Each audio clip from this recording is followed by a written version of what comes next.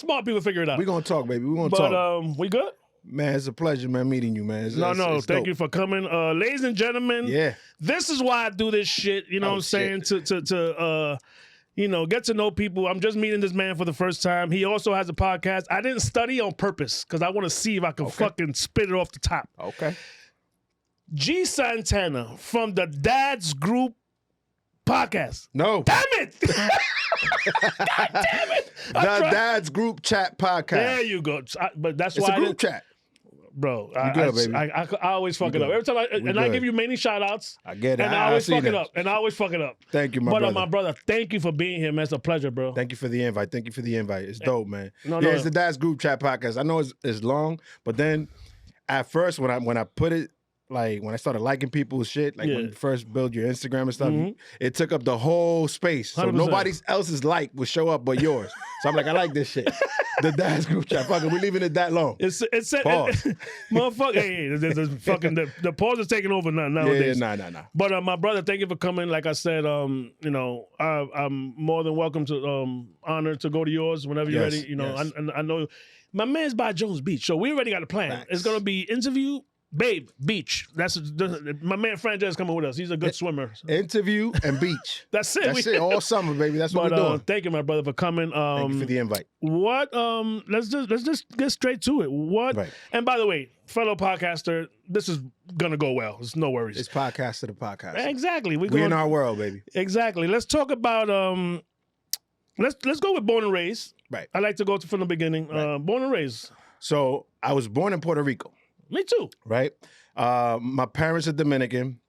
My mom got her like documents in order like when she was like 6 or 7 months. Mm-hmm. So I was just born in Puerto Rico and went right back to DR. There you go. So she got her paperwork done. I was born in Puerto Rico. Then after that we came to New York, and I never seen Puerto Rico ever in my life. You never went back. I never went back. I got family there because my family is Dominican, pure Dominican, all of them. Mm-hmm. But some of my uncles and aunts, they did move to Puerto Rico. That's why my mom had the opportunity to go to Puerto Rico, have me there, and then bounce back. So now I'm a citizen.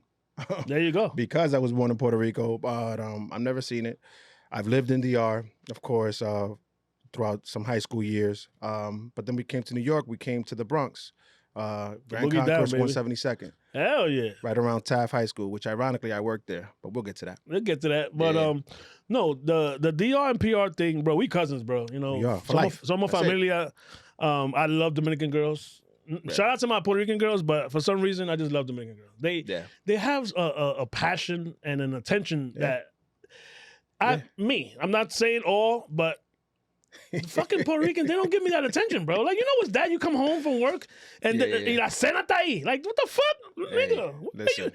This is fucking amazing. It's funny. I never dated a Puerto Rican ever. I've always like dealt with Dominican. Yeah. So my wife is Dominican. And that was it. But I never had that experience. So I don't know how to combat that, like Dominican versus Puerto Rican. Oh no, I've heard that a lot. Though. I've heard that a lot. I love talking shit. I'm trying Dominican, to get you're trying to stir some shit up. I'm trying to stir some shit up. I need the views, you know. Yeah, me too. Let's go. Stir some shit up, baby. But it's a pleasure to have the Dominican women are just fucking amazing, bro. I think they just taught from early, or they see that the women are so attentive, you know, and and Puerto Rican girls, they don't give a fuck. And they set you straight. Food. They set you straight. No, women set you straight for real. You get a good Dominican woman in your life. Búscate una dominicana, coño. And I talk Dominican because I grew up with Dominicans. So when I go to my island, they be like, "Nigga, you Puerto Rican? Why you talk like that?" I'm like, "Yo, this is my Spanish that I learned." Yeah. It is what it is. What was the relationship with your parents? So what do you mean? Like with mom and dad? Like they're still together. We got here. They got here actually. We took over my uncle Sala. Any other Dominican family, right? My uncle was already here. We lived with him for a couple of years, and then we moved to Queens. And I was in Jamaica, Queens for like the rest of my life until the military, and then from there I went to Virginia and stuff like that. To answer your question, though, my parents are still together over 30, 40 years at this point. Blessing. Which is crazy. Hell yeah. I mean, you could say it's a blessing, you know, but, they go trials and errors. You get to see the whole span of what your life could be. Yep. In your parents' kind of like life. And some things I want, some things I don't want. No, you take the good. You take the good, you leave the bad, but you know, they still together. They still together strong. Yeah. I know sometimes mama's boy? She would say that. I wouldn't say that. But she would say that. No, you need to explain that. What the fuck does that mean? So typically, right, every caring, loving mother with their son, you know, it becomes like, you know, the baby of the house. What I was the firstborn and stuff like that. My sister would tell you that too. That I'm There's two of you? Yeah, it's me and my sister. That's it. Okay, yeah. So gotcha. my sister's younger, 4 years younger. But she will also say like I was like the golden child. I've seen your episodes, family. By the way. I love them. Yeah. So she would always say that, like, you're the golden child. They always cater to you. Me, they just like left me in the wilderness to be raised or whatever. It happens that way, but no. The reason I say my mother would say that is because she's still like is that attentive. Okay. She's also attentive with my sister, but it's just like I don't know what it is with the mothers and the sons. Same thing with the fathers and the daughters. I'm a girl dad, so. Even if a boy, which I don't want no more kids, even if a boy would come at this point, my daughters have my heart. Hell yeah. It's you have a daughter. I got a girl. I got a girl, and then 15. I waited 15 years to have my son. Okay, so we grew up together. I had that 20. Okay, and I know that's your heart. That's my heart, and we're gonna get into that because that's one of my questions. Because shout out to the Off Experience. Shout out to you guys. Yeah, you brought something up that was very interesting, and because you asked them what was it like to have a child at a young age. Yeah, you waited till about 35. Right? No, 31. 31. Still the same shit. Yeah, but you know, it's definitely she definitely has my heart, but there's like a best friend vibe there too. Right. It's weird. Right. But you know, if my daughter was here right now, bro, fail. She love, you know, even if we beefing, I kill that shit the next day. You done? Okay, let's go. Balante, because like you said, she has my heart. She's the female version of you, bro, and you just said it. You grew up with her. So it's like when I asked shout out to the Off Experience guys. When I asked that question, it's because I want to know, because I believe I never had my child at 18 or anything like that. So I just want the insight of how that felt, because 18, now you're starting your adult life. Now you just got out the house and started like wilding out. Yep. Right? So how does that feel? You having to restrain yourself from wilding out and focus on a kid. Oh, it was terrible. As a child. So you see what I'm saying? Now you're living and you're learning, but that's where the bond becomes stronger 100%. As it is right now with your daughter. For me, at 31, I would say I have an incredible bond with my daughter too, but it's not like that. It's more of a father-daughter. 100%. 100% more of that than let's say the best friend father-daughter, a best friend. Yeah. You guys are kind of like, you guys see each other in the mirror. It's like you guys see in the... We homies. Yeah, exactly. You just said it. If she was here, it would have been like the homies here. But, you know, I guess that's an extra layer of love. So 100%. It's a plus either way. God knows what he's doing, man. He gives you the child when you most need it. Oh, no. I say terrible because because I had to learn quick. Right. But she also saved my life. Like I tell a lot of people. One of my best friends that I was running the streets with there was a lot of us just doing dumb shit. A lot of us doing dumb shit. Me there. A friend, I had my daughter, and it kind of it definitely woke me up because, you know, now there's a reason for me to give a fuck. Before, bro, I'd jump out the window for all my friends. Right. We was in rumbles, we was in shootouts, all types of stupid shit just for the friendship. Right. He didn't do nothing to me. He disrespected my boy. Yep. He disrespected my block, blah, blah, blah. Yep. That shit all went away one time, my daughter. You know what I'm saying? I got to be upstairs because, you know, my baby mom's got to go to work. So it was it's like now it's a full-time job, right? Right. So I always say she saved my life. And ironic enough, 2 years later, after my daughter was born, one of my best friends that I was always in the streets with gets killed. There you go. And I always say, I either would have been there or I would have wanted to retaliate. Some type of shit like that. You know what I'm saying? 100%. So that is a blessing. But when I say terrible, again, is that I had to work. I had to figure it out fast, you know. And obviously, we tried to do the relationship thing, me and the mom. Right. That didn't work out because I still want to be a fucking playboy and do dumb shit. It happens. And it happened in my last relationship. You know what I'm saying? That's why I look up to you, because even the name of your podcast is Dad. Right. You always talk about your wife. You have your sister on plenty of times. Yeah. I love your family. Thank you, my brother. Fucking, just that core.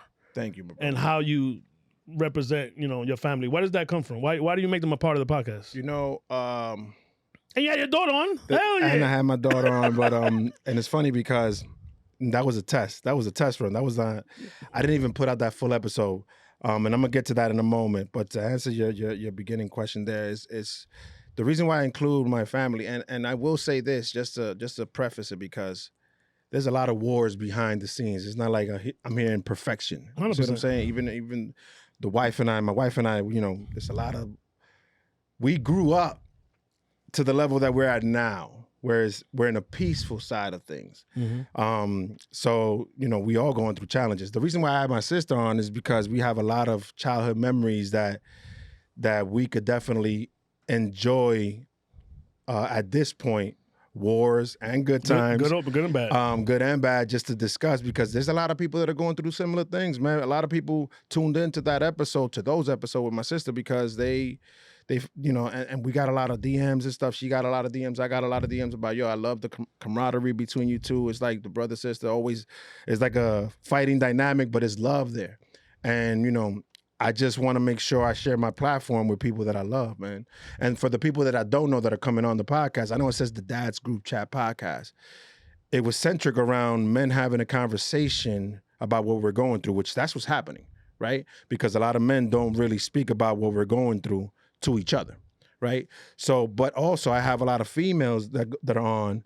I have non-parents that are on that are also sharing their story, and the podcast was supposed to be one thing, and it became like this therapeutic session of just having these conversations and going through things and speaking about things that might help someone else. I had my kids on as a test run. Because I was testing the cameras. I don't know if you noticed that episode had like that square that the camera has. Yeah. It has it on there on my face, like literally. Okay. It's like I didn't know what I was doing because I was messing with the camera. I was messing with the audio. I was learning as I was going and building this platform, which is the Dad's Group Chat Podcast. But anyone is welcome. Just let's have a conversation. That's all it is. I don't know if I told you or your cousin told you. He was in my house. Yeah. Go ahead. He was doing so. My house was for sale. Shout out to Katrina. That's crazy. Katrina used what's his name? AC Shots, baby. Shout out to AC Shots. There you go. So Andy. Yeah, so my mom's just telling Katrina, oh yeah, my son has because my mom's is fucking super proud of me. Right. Oh, my son has a podcast. There you go. So she's trying to get her to talk about more, real estate and licensing and all that shit. So how to sell houses or whatever. So homeboy's mad quiet. Andy's mad quiet. He's just doing his thing. He's like, so he comes to me on the side. He's like, yo, what's the name of your podcast? Yeah. I'm like, oh no, I live by 5. He's like, yo, my cousin got one too. Yeah. We started together, and I'm like.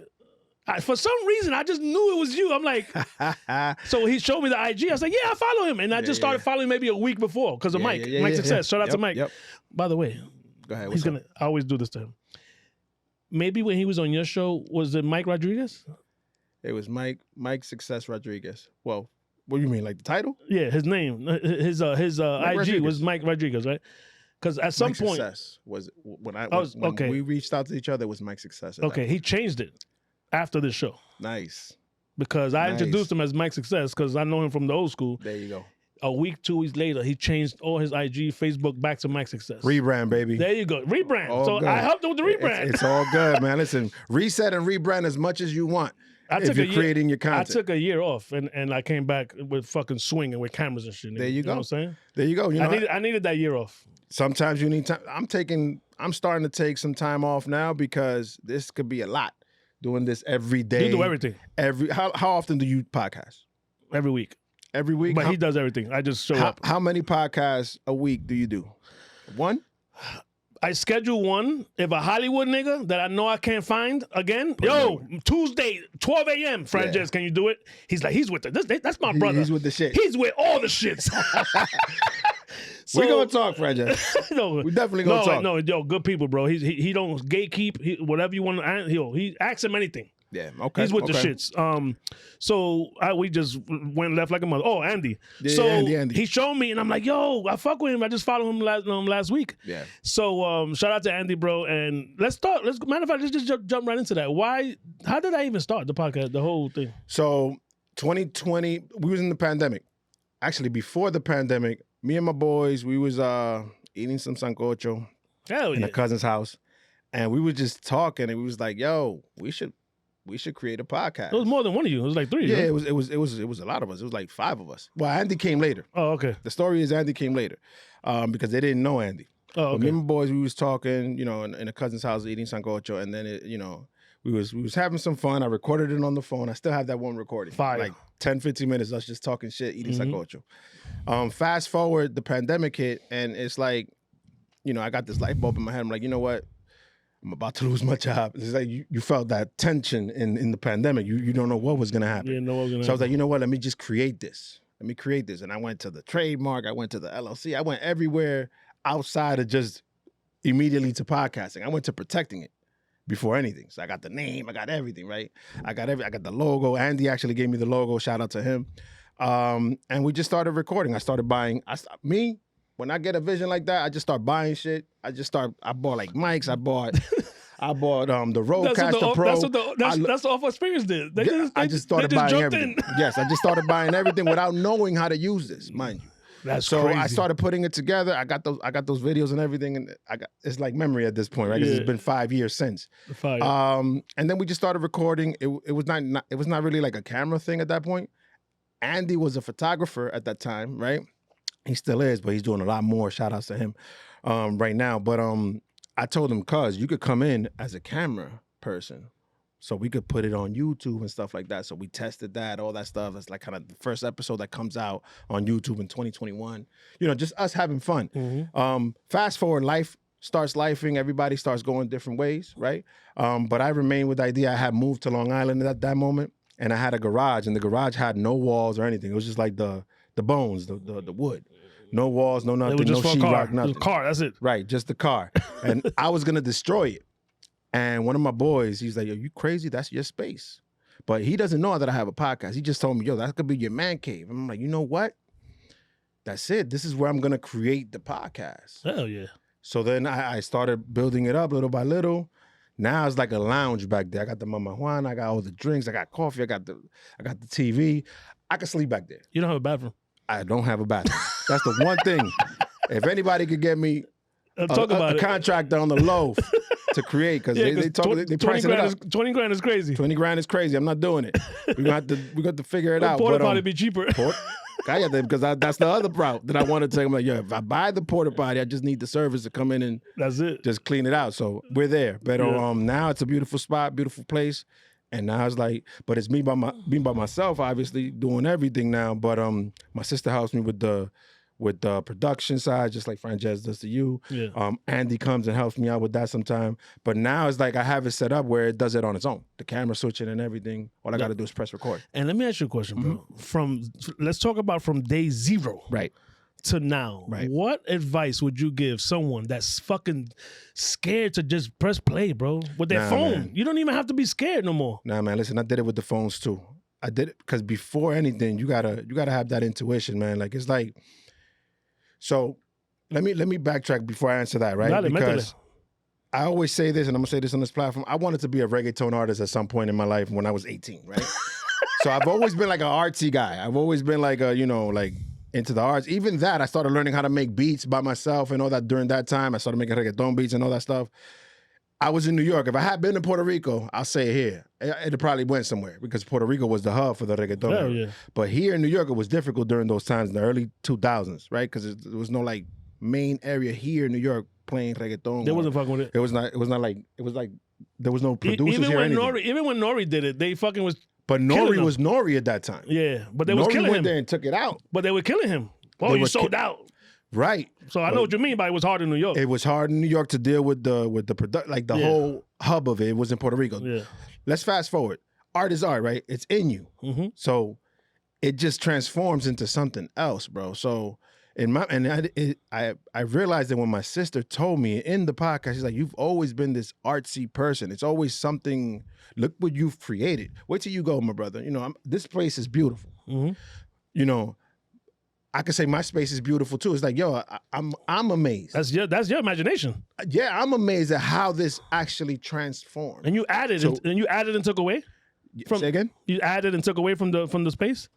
Like you added signs and you created the bar and everything. No, what it is now is from day one. No, it was. I'm gonna show you some videos after. It was a scrappy area, nothing there, and I always added here little things. That's what I mean. You added right. So now it's like a lounge. It's like a lounge. It has a gym. It has a bar. You got heat and AC. Yeah.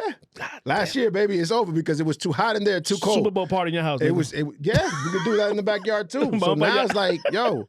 It's an actual lounge place area that people could relax and chill. I smoke cigars back there. That's fire, bro. So the thing is, art is art. It comes out anyway. If it doesn't come out in one way, it'll come out in another. So now in this podcasting world, it's like I start to see that this is all created by the art that was in me. It's like just like you're doing this out of passion. Mm-hmm. You might not realize it. Maybe before you had an intuition about doing something in this space or differently, but it came out in this way. You said you took a year off, right? For some people, and you said that, you know, what advice would I give people who just won't press record?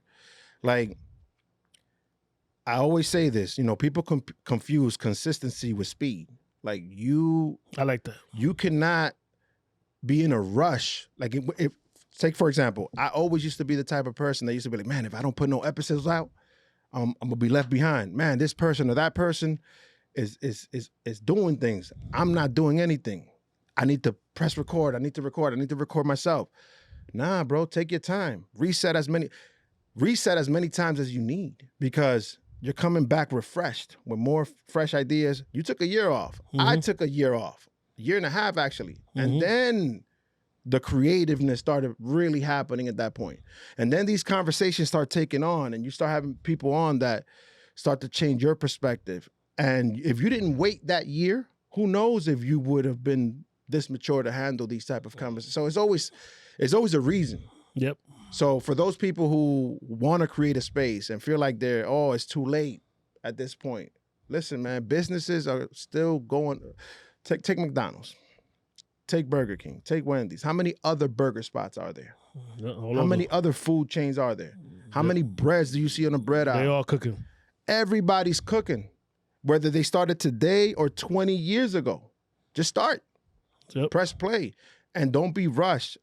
All I will tell you is don't stop. Take a break, as long as that means. Don't give up. But don't stop. Don't give up. Press record again and do it over again. No, because I love it. You're always one interview away from that transformation. But I'm at this point, I'm not even focused on that. These conversations I'm having in my garage are just so amazing that you just start doing it for the love, man. This is like, I love your interviews. Everything comes naturally. Everything else comes naturally. Like no, your conversations. I said eventually, me and you have been chatting for months. You know, you busy, I'm busy, but we made it happen. Like I said, thank you for being here. And big shout outs to you, my brother, because when we reached out to each other, I'm big on energy. I immediately sensed the good energy from you, and it was like day one we clicked. I'm like, yo, I gotta meet this guy. I used to call you AB5. I'm sorry. It's okay. I'm sorry, my brother. I know now it's AB5. That's right. Live with AB5. We here, baby. No, I'm paying attention because, you know, I get it. You know, you want to make sure the name is right and all that stuff. But I always used to say to my sister, my cousin, I'm like, yo, I gotta meet this guy because this guy gives me that good energy. Same thing with Zoe. You had Zoe on here. Yeah. Shout out to Zoe. He reached out to me too and put me in that group chat that you guys were discussing. And me and him haven't had a chance to sit down, but I know someday we will. Yeah. But his energy is also great. Awesome. And you want to be around people like that, man, that are sharing, whether it adds or takes away. It doesn't take away from me. Only thing it'll do is add to what we're doing. Nobody's competing. Everybody's in their own space. I guarantee you, I can't do what you do. And I can't do what you do. It's a beautiful thing. And it's okay. It's a beautiful thing. We're in the same space. Mm-hmm. But we different. But we live in our lives. We enjoying our crafts and we doing our thing, Your conversations, bro, them shits fucking move me, bro. Thank you, brother. Your conversation with Mike Success. Shout out again about. Shout out to Mike Success, man. That you guys went deep, bro. Yeah. And I was fucked up. I'm like, yo. Yeah, man. And I love that. That's the you thing. and your sister go deep. You know, you and other guests. And like you said, it's not even planned. Fuck this AI question bullshit. It's from the heart. Yeah. Even if you fumble words, leave that shit in there. Don't edit it. You know what I mean? Just let it flow. Yeah. Because the conversation that you have, bro, even there was something about family, and back to the family point. Right. I love the way you cherish that, because I lost my first relationship was like teenage stuff. Right. With my daughter, that something good came out of that. You know what I'm saying? Something great came out of that. Exactly. Something great great came out of that. relationship you have now. Amazing. That came out of that. That relationship was teenage love, 15, 16. I was a fucking wreck. That was going nowhere. We all was a wreck at that moment in my life. But at 35, I get married. Mm-hmm. Got my son now. And I was not mature enough to hold on to that. And that woman, shout out to Marcy, my second baby moms. I was just with her yesterday with my son. We co-parent amazingly. She don't give me no headaches. You know what I'm saying? And I don't want to say regret, right? Because it happened. You know what I'm saying? It's a lesson. Super lesson. So I was a savage at 35, still trying to be cute, trying to be fucking playboy, trying to blew that whole relationship up. You know what I'm saying? And sometimes it hurts me because she didn't deserve that. She never gave me a reason to believe she was doing anything. I was just not mature enough to. But like you said, let's go positive. Lesson. You know it's what all I'm saying? lessons, brother. It's all lessons. The relationship I'm in now, I make sure that I don't do what I did the last time. You know what I'm saying? Right, and I don't even know if I'm gonna be with my girl forever. It doesn't matter. Right. But you need to practice honesty. You need to practice loyalty, because you just can't. It's not an on and off switch. Right. You got to practice that shit. You know what I'm saying? Right. So how do you cherish and bond with your families? Like, how did that? Listen, man, like I said, everybody goes through trials and tribulations. Behind the scene, everything that we put on camera sometimes may seem like glitz and glamours. And in reality, all of us are going through shit. All of us are going through relationship issues, all that shit. My wife and I have been together, I want to say it correctly. If I don't, it's around the ballpark. 16 years together, 9 years married, I want to say. That might be way off. Don't worry about it. It's all good. You understand. Whatever. The thing is that it's been trials and tribulations, bro. The thing is, I chose to work for my marriage. I chose to be there for my kids. I chose to work hard at changing, because you got to realize the mistakes that you've done and then adapt that, like you're doing right now, adapt those key qualities to your next relationship. And if it works, it works. If it doesn't, at least your intent was to do better than you did before. Yes, sir. So, I was wilding out before I met my wife too. I was wilding out here, right? As most of us are, right? Because we just got out the house. We got the freedom at 18, 17, 16, 14, some of us, right? You got your first car, you're going crazy. We're going crazy, right? We're trying to figure it out. Some of us are having kids, which alter our lives, and we won't figure it out till later on, like it did to you, right? Some of us are having kids later on in life, and they're a wreck at that moment. It doesn't matter what it is, as long as you're picking up the lessons.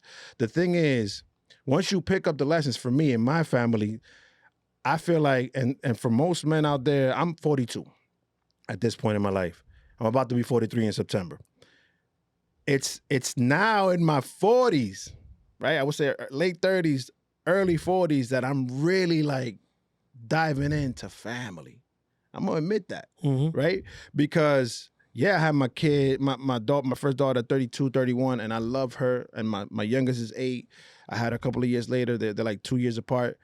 But I've always been a dad. Like I've always like wanted to be one. But when I became one, it's like it became a whole different thing. And that was starting to be the trend, because we had the kids before we got married. And I could have easily said, look, you could be my baby mother forever. I could be your baby daddy forever. Yep. Right? I got the kids. We already got the kids. But we were living together. But I don't want the relationship. But nah, man, I wanted something more. I wanted my daughters to see something else. I wanted my daughters to see what I saw growing up, which was unity with my parents. Beautiful. My parents, as many of us, they're not perfect either, but they were unified in the good and in the bad times, but they were still together. I wanted that kind of like home setting for my kids. We both wanted that, so then we got married after they were, I guess 7, 4 at that moment. Yep. And still going through trials and tribulations, but it's different now because, like I said, I'm diving in the family, and there's a lot of people. You see, you choose to be there for your kids, right? For me, a long time ago, I said I got to step away from deadbeat dads. I got to step away from people who are around deadbeat dads because I don't want that energy around me. I cannot. I've let go of friendships because of that. That's real shit. Because. That's the most powerful shit I heard on this guy. Now that I'm a father and I see what this is doing to me in my life, and then it's a daddy-daughter. Come on. Hell yeah. It's like a mother-son type of situation, right? Yep. It's a daddy-daughter thing. I'm like, I could never leave my kids out here just, I get it. It may not work with the mother. Cool. But if this was meant to be like a co-parenting good situation, I'd rather that than be a horrible co-parenting situation and me not dealing with my kids. If my wife and I hadn't gotten married and we would have gotten separated, I would have still been a dad. Hell yeah. I would have still been there 100% for my kids. Yep. The problem is that a lot of us, we're not there mentally yet, or, I guess, and I'm not blaming anybody. Everybody got their journey. Everybody got their life to live and to learn. But once you figure out that your kids, it'll mean a lot more for them for you to be involved as a dad, because the mother thing is the mother thing. That's their path as far as motherhood with the kids. It's different for dads too. It's different for both of us, women and men. For me, with or without my wife, I'm gonna be there for my kids regardless. So, I wish me and my wife would last the test of time. If it does, amen. If it doesn't, I'm gonna still be there for my kids. Just be there for them kids. If you I've seen people just step away from kids and run off to other states. I don't understand that shit. And then just wild out and then just forget about the kids. And have a kid in that state too. And then have a kid in that state. So it's like, what are we doing? This is crazy. What are we doing? Let's I could never. Let's let go of those childish ways. Let's change. Let's do better. Let's be there for our kids. That's the whole messaging across my podcast too. It's like, yeah, it is the Dads Group Chat podcast. It doesn't mean that I'm only speaking to dads. I'm speaking to everybody. I've spoken to musicians. I've spoken to shout out to coaches. the couple that you have on. Man, they're amazing. Shout out to Liza and Willie. They're amazing. I'm gonna introduce you to them so they can come here. We're gonna talk about that. I was thinking about telling you that here. Well, I know Joel, so oh, Joel, that's my boy. I grew up with Joel, same building. His mother used to take care of me.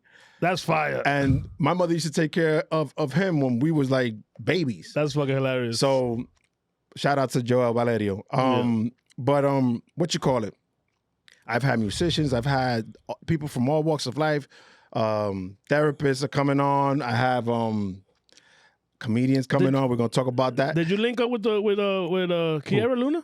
Yeah, she's coming on in a couple of weeks. Next week. She's fire, bro. She's coming. She came here and lit this shit up. Oh, I cannot wait to that conversation because I'm going to therapy too, so I just have a lot of good questions you saw the for her episode? too.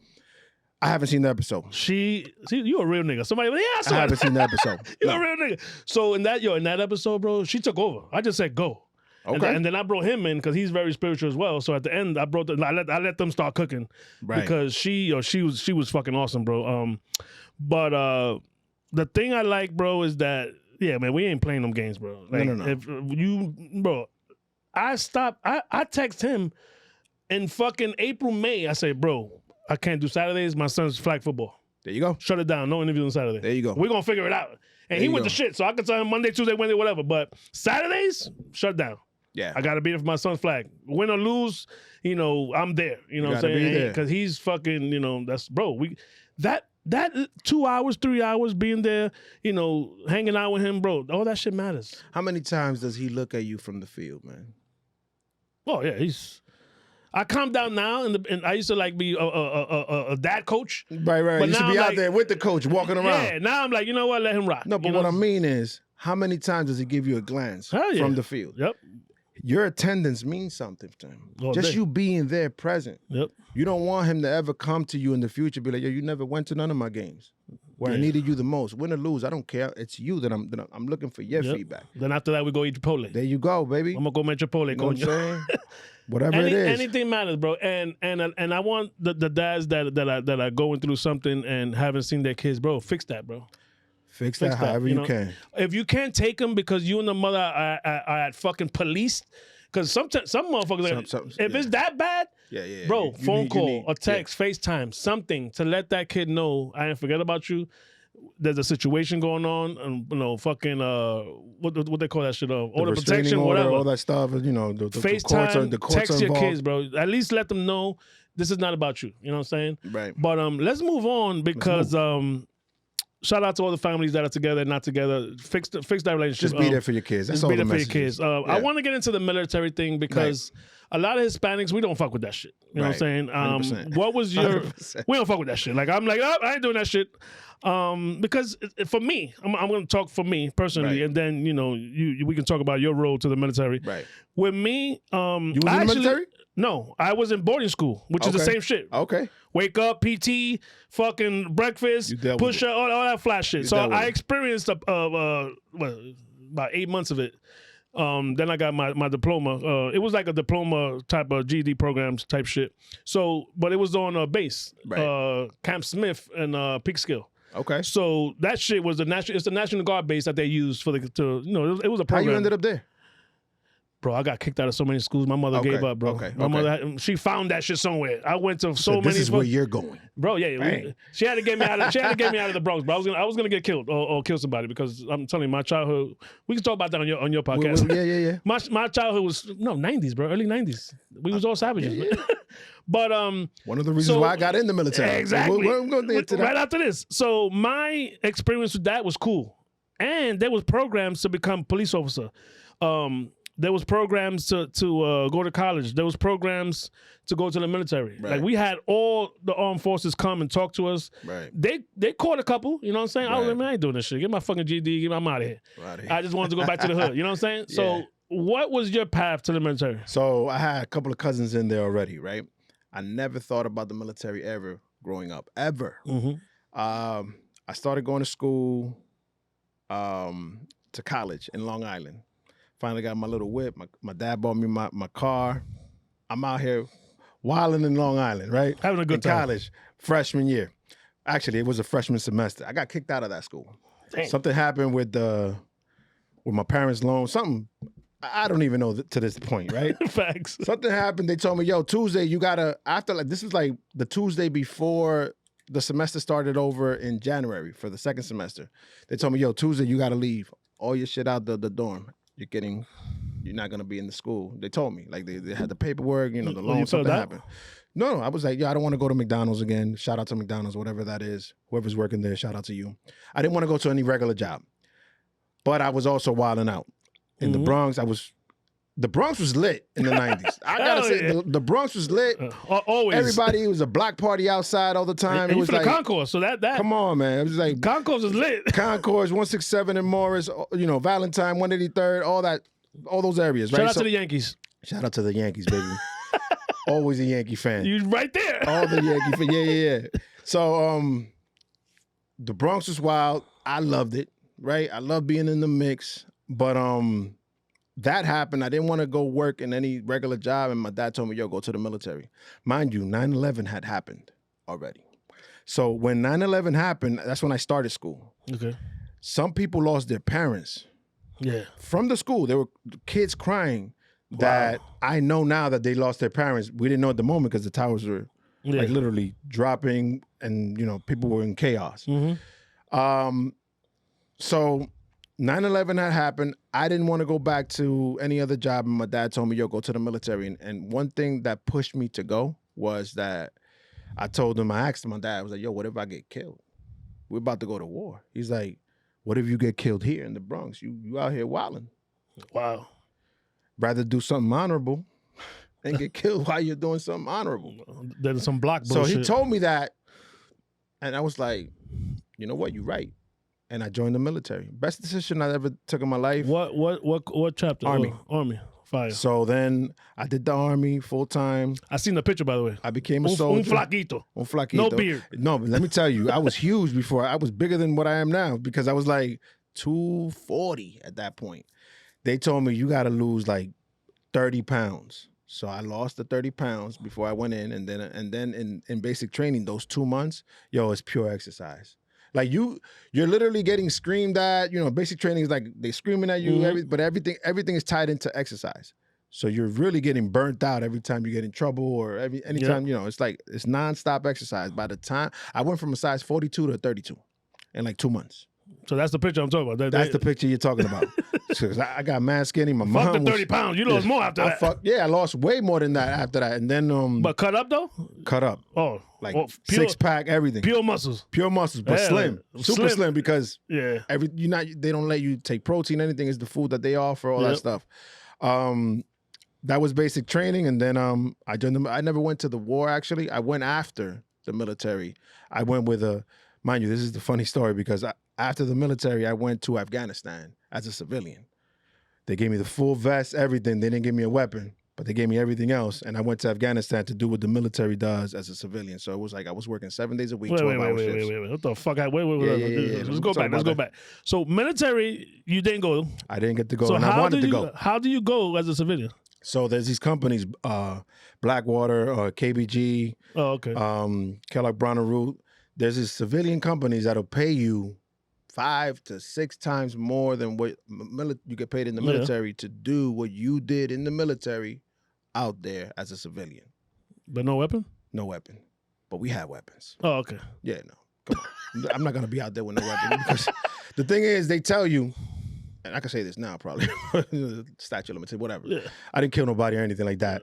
But the thing is that as a civilian, they told us, the company, because I had to fly to Texas, do like a 2-week, like the whole sign-up thing, medical, all that before they shipped me off to Afghanistan.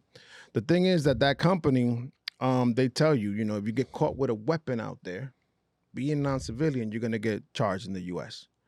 So that being said, you know, we're out there in the middle of nowhere with military personnel, but we're civilians. So it's like, you know, the Afghani, it was weird because when we got there, it's in the middle of nowhere. You're in the desert, but they have a McDonald's, a Subway, a gym, a theater. What the fuck? They have everything. It's like a little like camp, but they have everything you need in there. So it's like a city that you built, what they built, that you're in. But outside of that, it's wartime. So you're hearing everything, you're seeing everything, you're seeing fucking like bombs here, bombs there. You're seeing it. Sometimes bomb inside because they're trying to bomb the place. Mm-hmm. So they had like a flea market not so far away from that. And in that flea market, the Afghani people had like everything for sale. I'm talking about DVDs, all type of shit. That's crazy. Bro, all type of shit for the low. And they also had some weapons. Mm-hmm. So most of the people out there, not just me, most of the people out there had some sort of weapon too. But it's just that they never found out. Exclusive. But yeah, you're not going to catch. I'm not going to be out there just out here like, hey, I'm here. No. Come on, man. Give me something. But, okay, so you come back to, after all that, what do you do when you come back to civilian life in U.S.? It's weird because, I was already a civilian at that point. So. Oh, okay. But the thing with that company is you could have left at any moment and came back home. Oh, okay. So a couple of things did happen, and I was like, yo, get me the fuck up out of here. This shit is too much. Because a couple of bombs here and there, I was dealing with fuel. Yeah. First one to go is me because I'm dealing with the fuel. That's a fact. Or the people who are dealing with the fuel. But I came back home and I had to just get reintroduced to civilian. And that's tough for a lot of veterans to do because you're so like, your mind is so like militarized at that moment. Even if like someone is coming like into the military, mind you, so put it like this, Bronx, early 90s, you're seeing a whole bunch of shit. You're building up trauma. Yep. Unbeknownst to you, you don't know that you are. You just living life. Yeah. You thinking shit is lit. Yep. In reality, when you look back, you're like, man, I've been through some shit. That's a fact. I could have been killed here. I could have been killed there. Something could have happened here. I be thinking about that sometimes, bro. That's just the trauma that you now are realizing because you're like, damn, Papa Dios, gracias. Like, you know. No, speaking about, you know what I do to myself? Yeah. I don't say Papa Dios, but I'm like, I just, when I have those type of thoughts. Right. Bro, and I'm by myself. Even if I'm with someone, they don't know what I'm doing. I go like this to myself. Like, thank you. Thank you. And that's just me in my own mind, bro. Yeah. Because bro, there's so much shit. There's so much times that shit could have happened. Away. Even jail time type shit. Even jail time. A lot. Bro, picture people around you. People around you that was there and You had your kid. You had that moment. You had that moment where you stepped away from the streets. Your friend got killed. May he rest in peace. That could have been you, bro. 100%. So then you're here in the hood doing all this shit. Going into the military, it's like it's that, but it's structured. It's like we're gonna deal with the weapons. We're gonna deal with all type of weapons in basic training. Drugs. I'm pretty sure there's drugs in the military and all that bullshit. I'm pretty sure there is, but in basic training, that was like not a thing. There's not even a thought. I'm pretty sure there is somewhere. But in the training aspect of the military, it's like very like strict weapons, guns, grenades. You're in a war scenario, being trained in a war scenario, right? All the time. So that's why when you step into because after the 4 months of basic training, you go to your regular job. So you have a regular job, which mine was dealing with petroleum, but I have the training of dealing with weapons. So if anything happens, I could pick up a weapon and know how to use it. 100%. So that's what happens. So a lot of people are in the military for X amount of years, and that stays with them. To be able to switch back to a civilian world is tough, bro, because now you're in your mind, for a lot of us, and this happened to me too, I used to think like, I'm about to be attacked at any moment. Like you feel like I have to look at the door when I'm eating. I have to look at the entrance. I can't give my back to places. Like you are always in that scenario in your head that something is gonna happen, something bad. Yeah. So all you're doing is preparing yourself. Now picture that every day of your life. You know what? After the military, that shit will get you. You know what I want to ask you about? Right.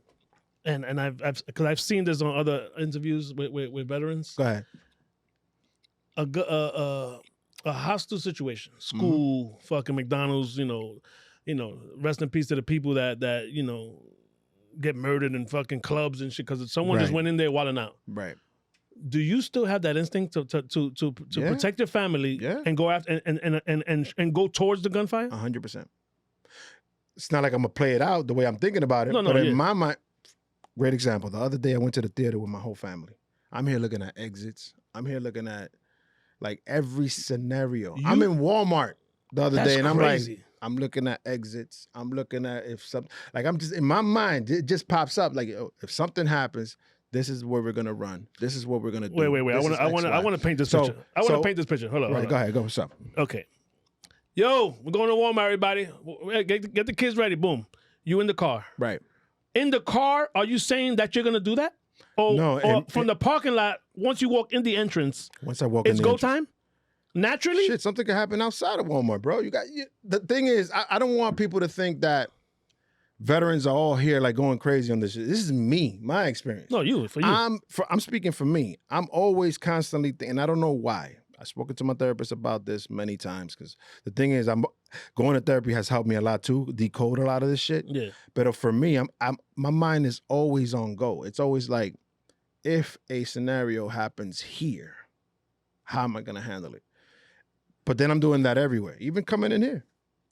I'm like, if something, bathroom, this, that, my mind takes me. It's fucking amazing. I love it. My mind, in the elevator, I'm looking up to see if there's that little thing that you could push. Some motherfuckers don't take elevators. They straight up steps. Right, that too, because the elevator is a scary scenario to be in because they don't find an exit. You're trapped. But I'm already thinking that has that little door that I could pop open. I'm gonna be on top of the elevator. It's not me going crazy. It's just preparation. But the thing is, you were trained that way. That's the thing. That never leaves you. That whole military instinct of what if and how to handle situation. I'm not gonna say I'm gonna be successful, but I'm gonna have a plan in place to be successful if something happens. 100% of the time, nothing has happened. Thank God. But the thing is, if my mind went through the scenario steps of getting out of here, that's it. I love it. And I've heard this question before when I asked you. So that's a lot of trauma, by the way. I'm not even gonna sugarcoat that. That's trauma. That's real shit though. But back to the you now if you were single, no kids, you still thinking that way. 100%. But in a situation, the kids have heightened it up. 100%.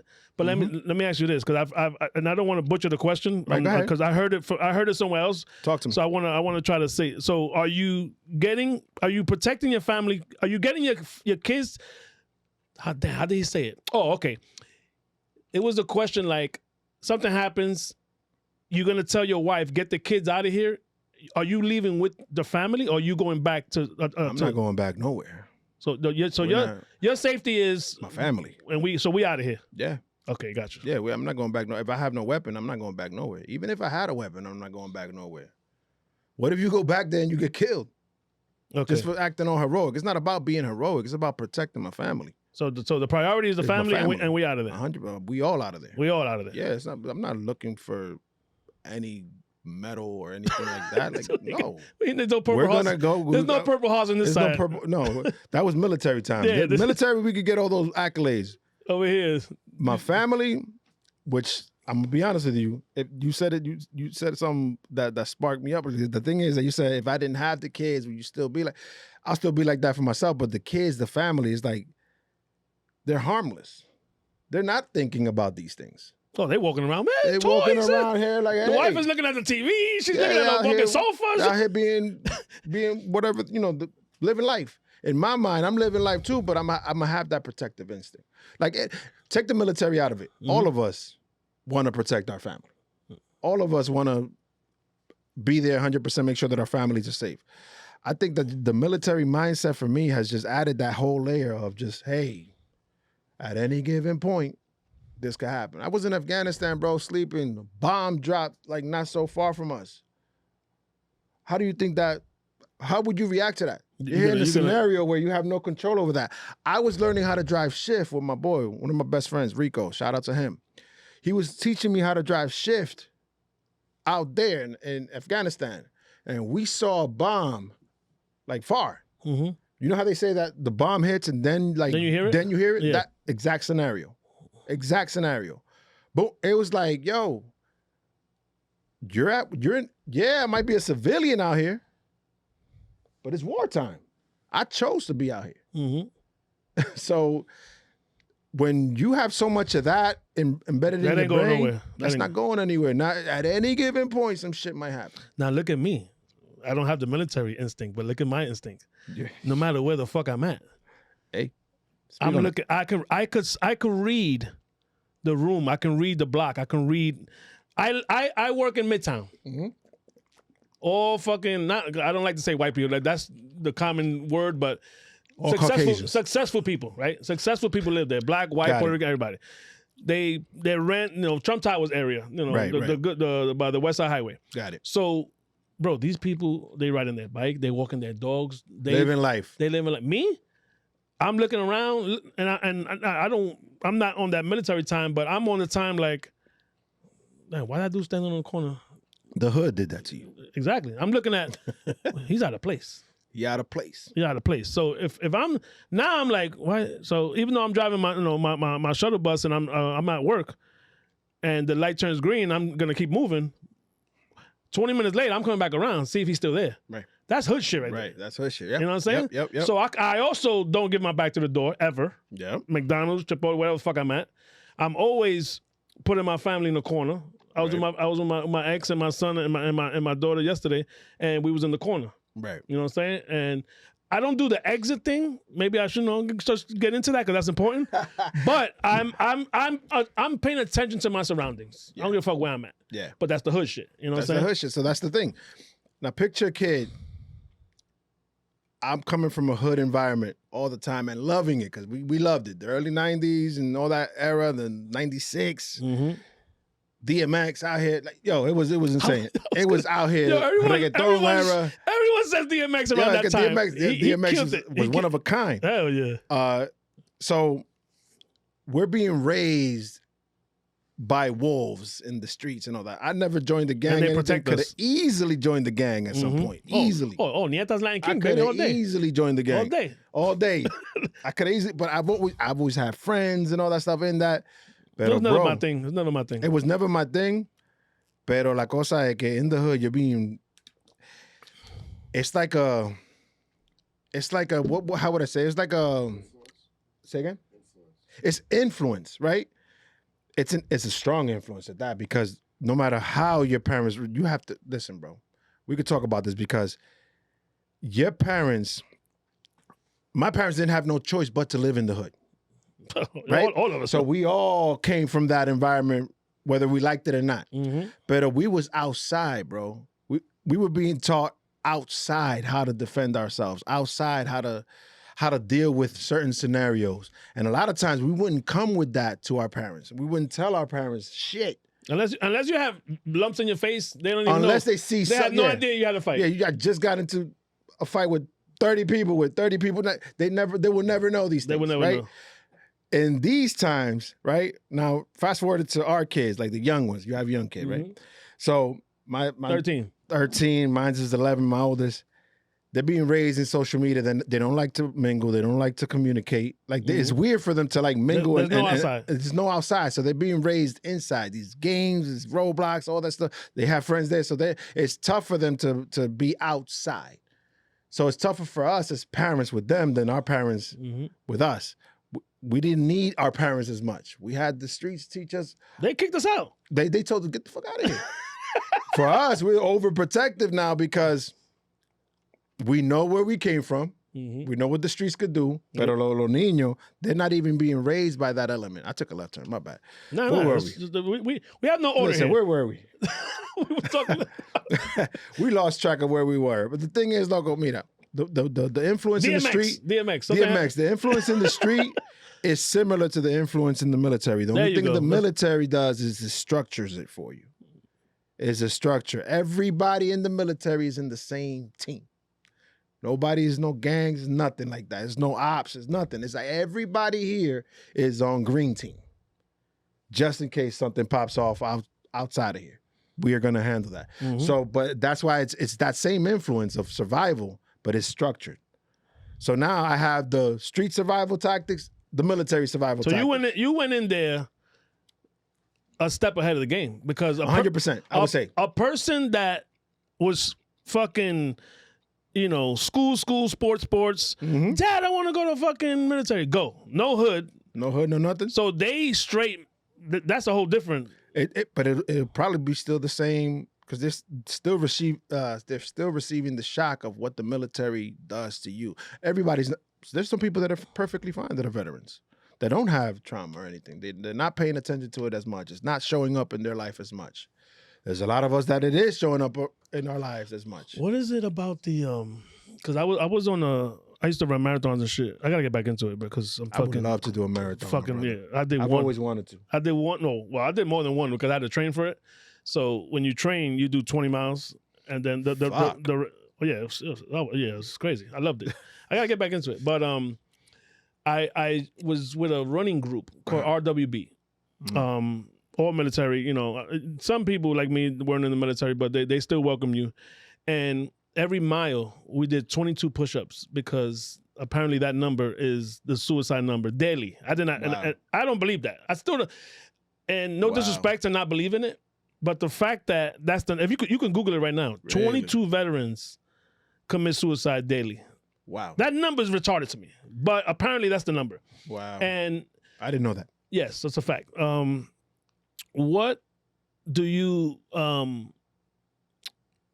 the trauma, like you said, you going through your things, some people are not, and even the COs, even the cops, even the firemen, that's a whole different trauma. That's a different training, What is it about, and obviously you can't answer it, you didn't survive or anything like that, but what is that, bro? And do you have any experience with friends or family that have experienced that type of mental state? I want to say we all have family members that are dealing with mental health issues and stuff like that. Pero you mean what is the correlation between like just the suicide thing? I don't understand it. The thing is, bro. Listen, if I was a different person, for example, let's put it like this. I'm able to handle all my shit, but I'm also able to look at all the great things that are happening in my life, right? This is my experience. 100%. So for me, that's never been a thought, thankfully. But I also understand, and I'm not saying that I'm here like saying, oh, look at all the good things in your life. You have a lot of positive that outweigh the negative. There's a lot of people that the positive outweigh the negative, but the negative is just so strong that they don't see a way out, bro. It's different. I can't tell you personally what the mind frame is. Yeah. But even let's say I could speak from a veteran's perspective. Like I could understand why somebody, I could understand. I'm not saying I know. I'm just saying I could understand. It depends on how that training, how many times you've been to war. There's people that done 2, 3, 4 tours to Afghanistan, Iraq. How many bodies have you caught? Yeah. And then you feeling resentment over that. How many friends you lost? How many friends you lost? Survivor's remorse. Kids are getting killed out there. How many of them are you responsible for? So you don't know people's situations. Like I said, my job in the military was dealing with fuel. I got the training for the weapons, but my primary job was dealing with fuel. There are people that primary job are dealing with artillery, dealing with tanks, dealing with weapons, M60s. And if you're good at killing, that's your job. That's your job. Now you're a killer. That's your job, infantry. So you could understand. That's a different trauma. You could understand someone, and I'm not saying that but in my heart, I could understand someone feeling remorse for what they've done, or feeling like hopeless because of something is just continuing to show up in their life, and they unfortunately feel that they have no other option but to. So while that number is astonishing, it's 22, it's a lot. Mm-hmm. I could also understand that why that could be true. It's a touchy subject, but listen, shout out to veteran or not veteran. If you're going through something, seek help. Go to people you love. Find new people. All this there no new friend shit is bullshit. Go find them. We ain't doing that shit. Make sure there's someone that you might connect with today that might mean something to you a lot more than somebody you've known for 20 years. That's why I say that. So, connect around good people, good energy. Stay away from bad energy. And just find the positive. Every day is a reset. I always say that to my daughters. Every day is a reset. Every day is a new start, a fresh start. What happened yesterday. The lessons are learned from yesterday. Mm-hmm. Apply those lessons to the future. But if you're going through something like that and you feel like there's no way out, and for veterans specifically, there's a lot of benefits that a lot of us don't even know about. I had to research all the benefits that I know about after the military myself. It wasn't even discussed with me. So that's something that even from a veteran's perspective, start doing your research. We have a lot of benefits that we could seek and a lot of help that we could seek within the veteran community as well. You're a VA for life. 100%. But that's the thing. I had to learn about them myself instead of somebody telling me, hey, these are all the benefits that you have. I had to figure them out myself. And, the VA, shout out to the VA. I love them, but that's a start. You could start reaching out to veterans instead of them having to reach out to you. Oh, yeah. To seek that help, because picture you living that.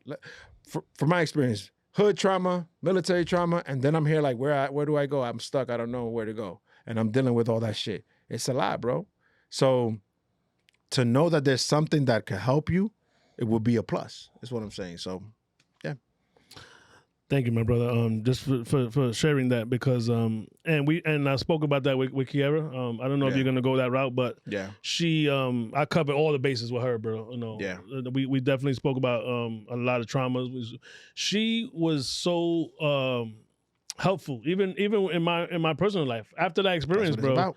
Even after that interview, bro. My lady watched it, it opened doors from her childhood, her trauma.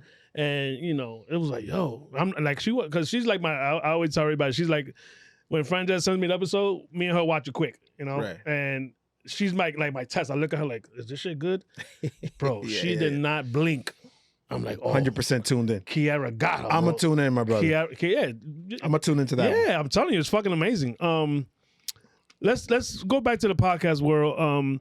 What have you learned from this journey, my brother? It's been 5 years, on and off. You took a break, right? It's been on and off. It's been 5 years. What have you learned from the guests, from the questions, just from watching? You said something that I saw the other day, and I posted it. This is a library for your kids to go back and your grandkids. 100%. So answer that however you want, but let's focus on the podcast for now. What has this meant to you, this journey, bro? Man, listen. These conversations that we're having in our spaces, right? You said it, Kiara, therapist. She dove into your world without even knowing, and tried to, or at least applied some healing in a sense, right? Mm-hmm. these conversations with whoever it is, you could be a doctor, you could be a coach, you could be a musician, but applying real conversation, not just about what they are, what their we ain't doing career Google. is. We don't do Google. We do real conversations. You know what I'm saying? It's real conversations, brother. Listen, it's been an amazing journey for me because I'm learning and picking out something, a jewel from each conversation. Man, I've cried in my podcast, man. It's like I cried 3 times. Listen, and it's okay, man. Listen, I'm starting to learn that crying is okay. It's okay, bro. As men, shit, I would honestly say cry more. Let that shit out. Like my therapist said, listen, your body's gonna get it out one way or another. This trauma, if you don't seek help, it's gonna show up in different forms in your life. So, but these conversations are like little therapeutic pockets for me. It's like every conversation, of course, there's conversations where it's all fun and it's all like having a good time. Like it's cool. That's therapeutic too. I love all my comedy episodes. I love them, but you learn something from that too. You learn something from that too because they're talking to you about real shit that they go through too. And it goes left always. It always right, bro. I've talked to my last comedian was Soph's Dope. Right. Chris Grant. I didn't know that he was fucking adopted. I didn't know that he was Jehovah's Witness until he was 21. Look at that. So you walk into it like, oh shit, I'm gonna get an interview with Da Vinci. Right. And we didn't even talk about comedy. We spoke about him and his brothers, his mom's single parent.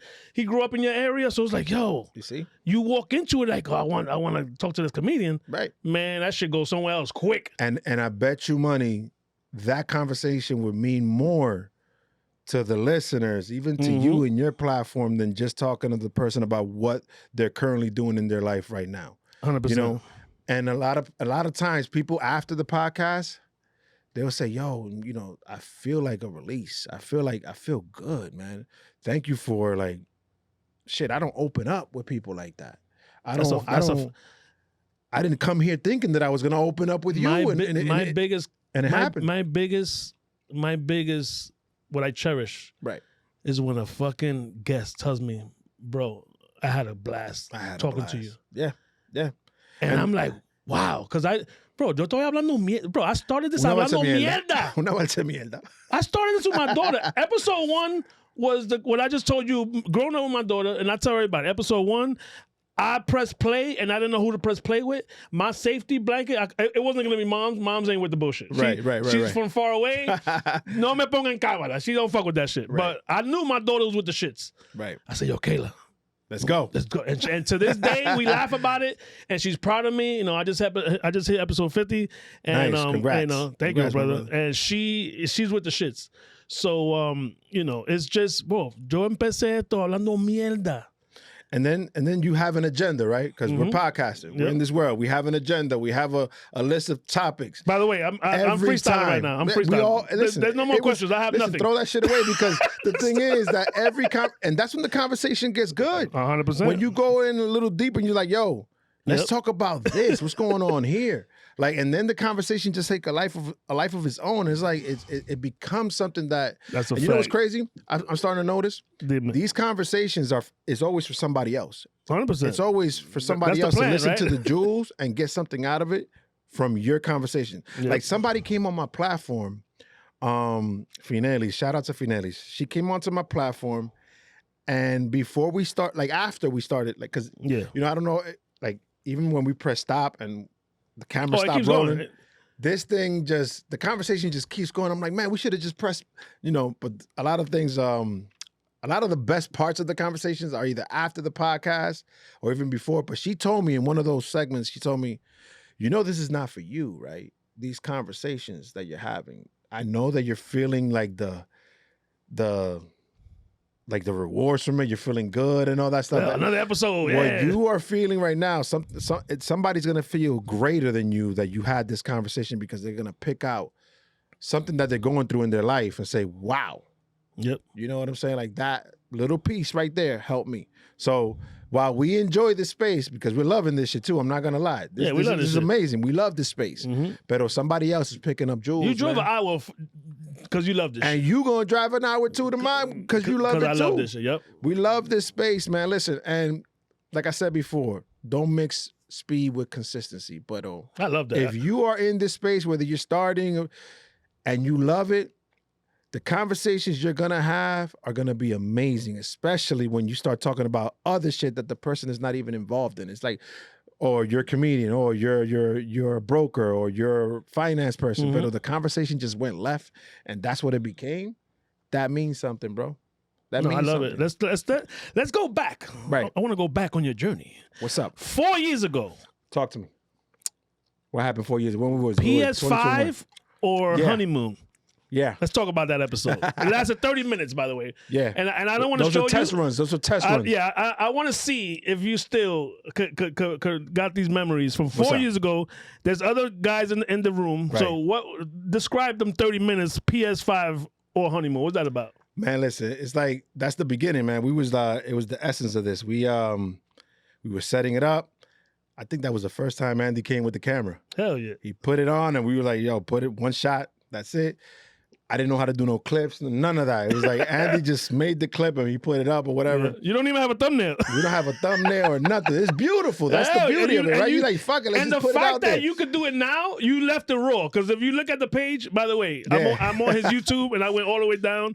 If you want to go down his journey, check it out. My the journey. Dad's Group Chat Podcast, baby, everywhere. Yeah, Franjaz's journey, whatever. Go all the way down and see what it, because you want to see the growth. Yeah.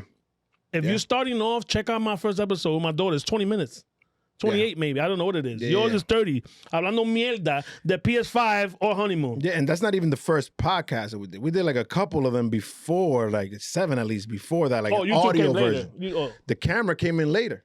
Oh, wow. That was when the first camera came in and we tested it. Hell yeah. But those are fun times with guys when we just drinking some Coronas. I think the Coronas is that you could see them. You know, if Corona wants to give us a check for that, whatever, we take it right now. This moment. It's 4 years ago, but está bien, you know, it's all good. But it was just fun times, just figuring it out, man, and talking shit. Let's go to another one. Do you have a favorite child? And the PS5 was brand new at that moment, so that's why it was a big deal. People were like, all right, you know, PS5, I'll take the PS5. Hell yeah, fuck the honeymoon. Do you fuck the honeymoon? Do you have a favorite child? That's another. No. So that was a solid no. Solid no. Oh, but that was only not asking me. I think no, that was one of the episodes. Okay, yeah. So do you have a favorite child? The thing is, my cousin, which is Luriana. Shout out to Luriana. She's amazing on camera. I tell her all the time, yo, listen, you need a podcast. You need a podcast. You could use this space. Just come in and record because you're a natural. Some people just naturally good at this shit, and she's one of them. So I asked the question, do you have? And she said, yeah, you always have a favorite child, whether you admit it or not. Do you have a favorite child? No. I'm asking you. No.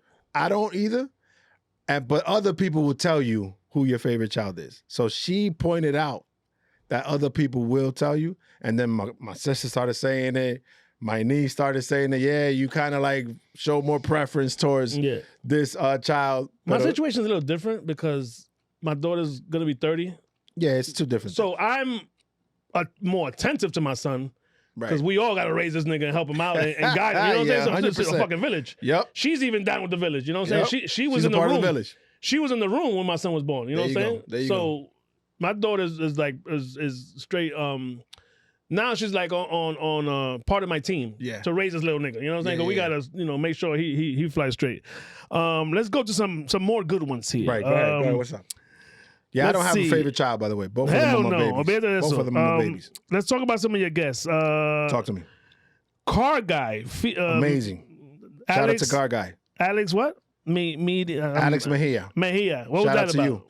Amazing. So it's funny because it always happens via a connection. Yeah.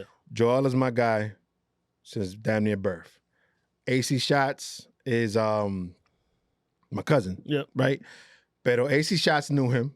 Joel and him are kind of like best friends. They are best friends, actually. Son compadre. Yeah. That came about via Andy. Andy was like, yo, I got a car from Car Guy because Andy did some business with him. Yeah. And shout out to him because he also did some business with my sister. I'm about to go to him too. If you need a car, go to Car Guy. Car Guy NYC, my guy. We became close friends too, and he came on the pod. And we started discussing because he just became a father, so that conversation was very pure and honest, and it was dope because he's a girl dad, I was a girl dad, and that's how the relationship formed. Shout out to Kobe, rest in peace. Shout out Supergirl dad. Kobe. Shout out to Kobe. Rest in peace. Yeah. So that's how that relationship came about and how he came on the podcast. And then, and he's also a natural. He also needs to create a podcast. I told him that too. Isn't it awesome, the networking in this shit, bro? This shit is amazing because people bring people. Bro. Every guest that I've gotten is because of a guest. Yeah. Outside of my family that's been on the podcast. And the fact that like all the comedians I got was because my For the Money is my first baby mom's first cousin. So I know For the Money from he's like fucking 10 years old. Nice. So when I was doing the first run with the IG, he was on that. And when I brought him back, I was like, yo, come on. I got in a spot in Yonkers. Right. Yo, you got to come through. And he kept saying, I can't until I bring my team. And he brought Curl Plug. He brought Soph. You see? So he didn't want to take the attention for himself. And I was just with him yesterday. Shout out to For the Money. Shout out to For the Money. Hilarious. Hilarious. And he got bars. And he got bars. 100%. And he got bars. Shout out to you because you have the biggest manager in the game. And I know you're just waiting to pull that trigger.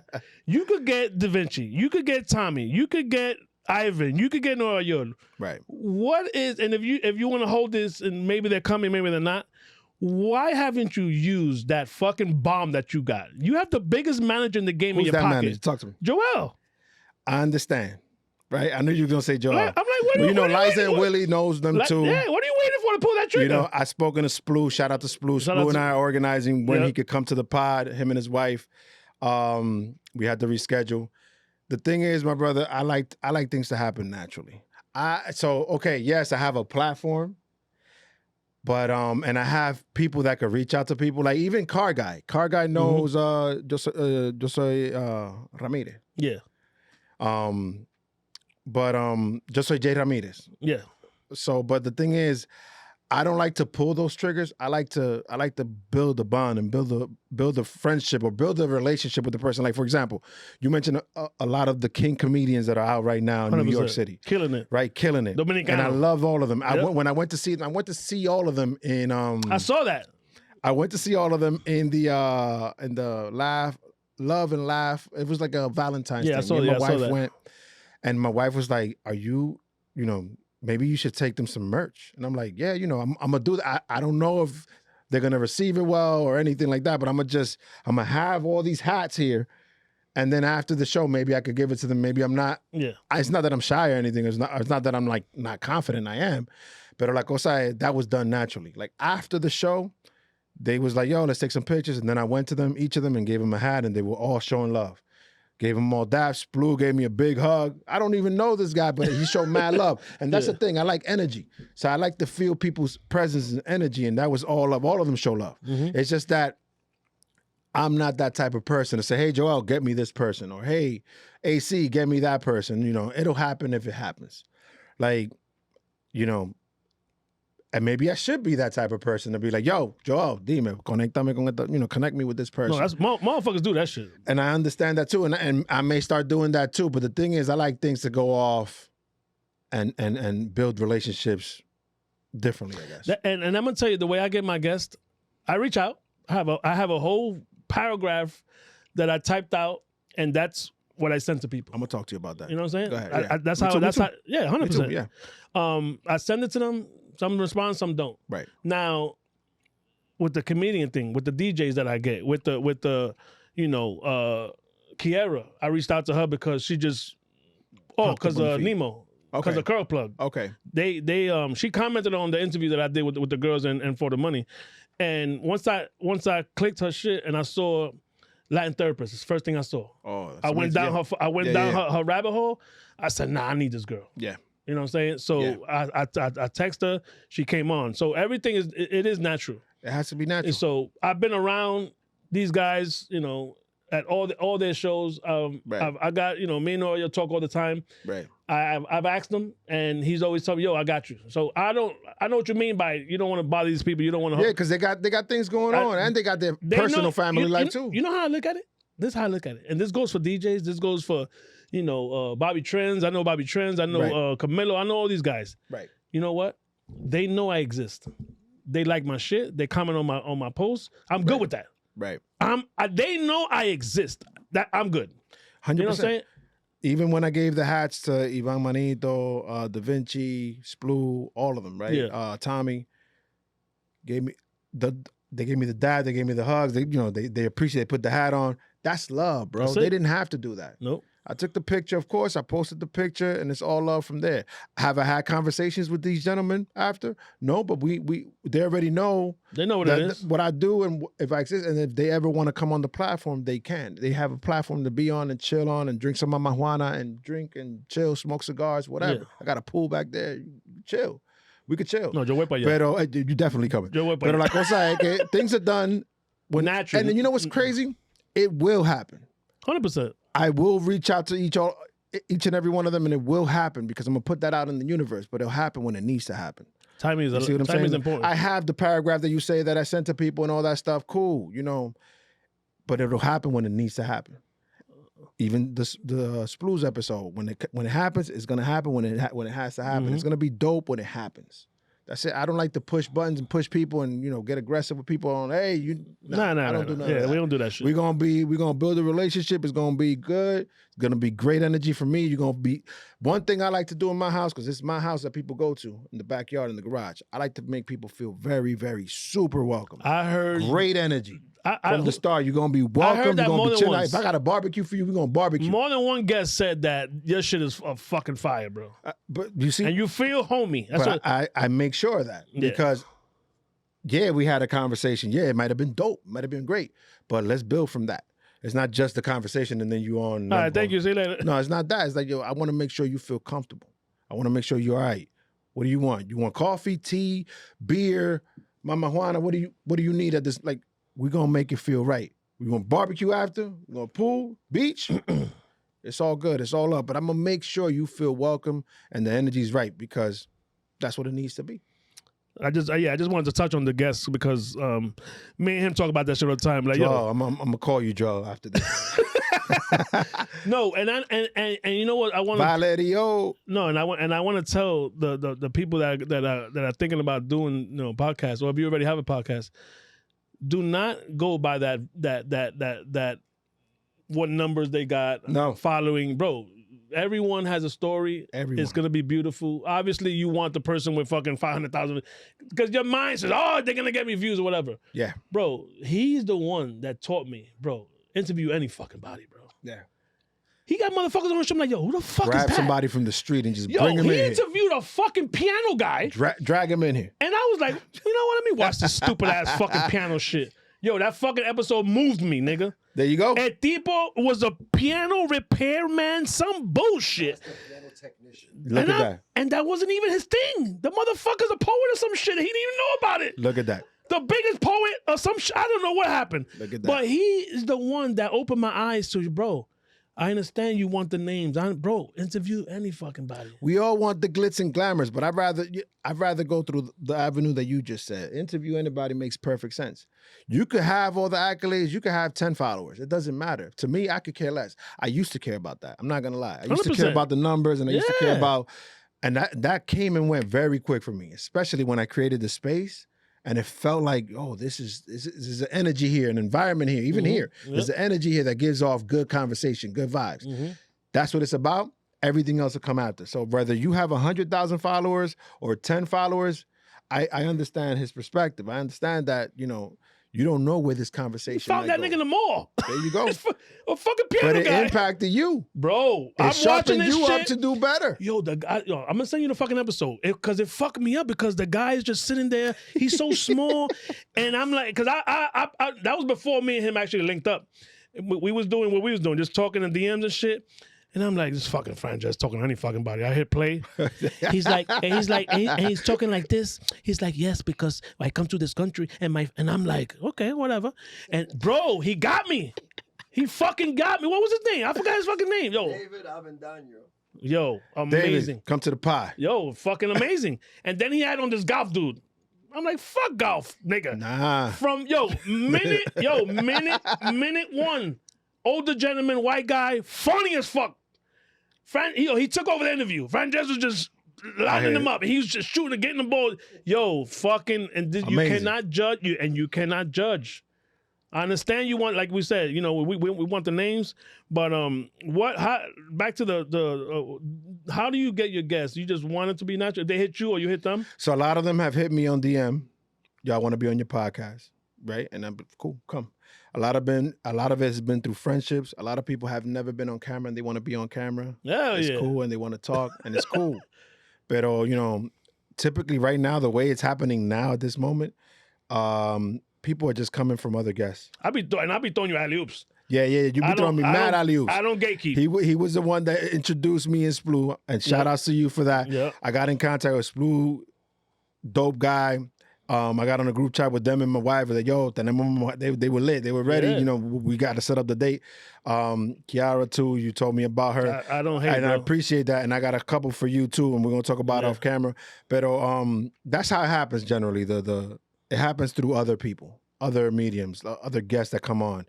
But what I want to work on myself, to be honest, is being on camera by myself, because I got to get comfortable with being on an episode by myself. You got it, bro. You killed it. Right, but it'll just feel weird. I haven't done one yet. I can't do it. I think I'm gonna just be black. To me, in my mind. Yeah. I could be wrong.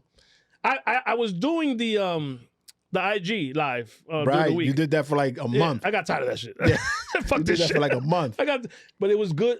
I learned a lot about myself. To get out of the camera, yeah. I was doing current events. I was doing, I was thinking about going back because of the Diddy shit. Yeah. Because this shit is like shit's out here. This shit is like wilding. the fucking OJ case to me from back in the days, nigga. Yeah. If you lived, for you youngins, sorry, it was the greatest time in fucking trial history, bro. Everyone was watching the fucking OJ trial like that shit was novela, bro. It was so amazing. Yeah. The glove didn't fit. What the fuck? So now with this Diddy, now this Diddy shit. The nigga, it's that times 10. Bro, the nigga was calling motherfuckers, busting on the girl, take the fucking sperm, rub it on me. What the fuck is happening right now, bro? This shit is crazy. Yeah, so, I'm not getting on live talking about none of that. So I was thinking about doing that because you know me, I'm just like he says I fucking fly off the hip. The way you structure your and shit. And it's dope the way you structure your shit. Can't say hold on, man. Fuck everything. Fuck it. We just I can't do what you do. That's it. That's the thing. We can't do what we No, what you do is amazing. What Frances does is amazing. 100%. And this is why stay in your lane. Stay in your lane. Don't copy. It's gonna look horrible. Oh yeah. Try not to use too much that's AI. A bar, bro. Say that again. I don't even know what I said. Say it again. Don't copy. It'll look horrible. It will. Don't copy. It'll look horrible. That's a bar. And one more bar, because the chat GPT, CPT, fuck you T. I don't use that shit. I use it for captions. So what I use it for captions too. I'm not gonna lie. Yeah, but bro, exclusive, bro. Because I'll be like, I had a great time when this is me texting, writing it down. I had a great time when I went to Long Island to hang out with fucking Santana, and we was chilling by the barbecue. And then on the side, do you want to make this AI? You know what? Let me check it out. You hit it. And you be like, oh shit, it gives you like 3 options. Like, you know what? I like option 2. So it's not that different. But as far as questioning it, bro, I'm not doing that shit, bro. No, listen, I use a mix of things. I have my own questions. A lot of the times it has to come from you. Right? 100%. Because you are the host. You have to, even if AI gives you a kind of like 20 questions, you still have to reword it to you because it's your podcast. Yeah. You want it to be revolving around your energy naturally. 100%. So even if you use AI, and I also use AI for certain things, because this thing gets tiring, of course, if you're the one looking for shit to do. Yeah. Pero la cosa es, make sure that you revolve it around your wording. Even if it throws you a question and that's not the actual question you want to do, but you take a piece out of that, be like, okay, I wanted to do this, but let me add my sauce to it. Basically, always add your sauce to the shit, right? Yep. Because if not, it's gonna be like unnatural. It's gonna be whack. If you're just using AI to fix your questions, the audience knows, bro. Immediately, I'll click off some shit because it's not coming naturally from the person that I'm here to see. Keep in mind, they're always here. You have guests. Mm-hmm. They're here to see you and the guests. But generally, this is your podcast, so you have to pop. This is where I come in and say, I'm gonna get more on camera myself because I want my personality to also overshine and you over. will kill that shit, bro. Yeah, and I'm tuning in. Let me know. Let me see what I do. I'm still like iffy about that, but You do it in your car all the time. Yeah, it's not even all the time. It's not even. It's like once in the block, got the little mics and all. Like you be walking up to people like, "Yo, Lee, man, I did that out yesterday. here wilding." I saw that. I did that yesterday. I could do that too, yeah, but I haven't gotten there yet, I guess. Yeah. But everybody got their own lane, like you said. I'm not trying to copy you. You're not trying to copy me. Everybody's successful, and success doesn't mean numbers. Success doesn't mean accolades. Success doesn't mean yes, that will come. But if you're a natural. You're a natural. You're literally out here. I told you before the podcast started, yo, you out here working, bro. Congrats. You're doing your thing. And you know what? You're not stopping. And but I'm going to tell you where that comes from. And it's because you're a natural now. You've become this person. No, I mean, bro, even before fucking podcasts existed, bro, I was on the corner, me and my friends, and we joking and we snapping on each other. And and everyone said, yo, you fucking loud. Shut the fuck up. So even from a kid, bro, I've been a talker. I've been a screamer. I had all my fucking friends. Yo, you talk a lot of shit. Remember them days? You talk a lot of shit. And you know what? I had one of my homies I grew up with. Yo, finally he hit me up. It's like maybe when I started. Finally, you found my man Dave. Matter of fact, my man David, one of my OGs. My man David was like, bro, finally you found something to do with your big ass mouth. There you go. And it was fucking. And we laughed about it. And when you say natural, I appreciate that, my brother, because some people say that shit, and I don't know what that means. You know why? Because I no tengo máscara. Yeah. I'm not changing my voice. No. I'm not. This is the way I dress. Yeah. When I got dressed today, I don't give a fuck about the car. I'm wearing what I'm wearing. Yeah. You know what I'm saying? So as it has to be organic. Yesterday, shout out to Rumble in the Bronx, Killer Mike. I think I interviewed him episode 23. He started fighting in a fight club.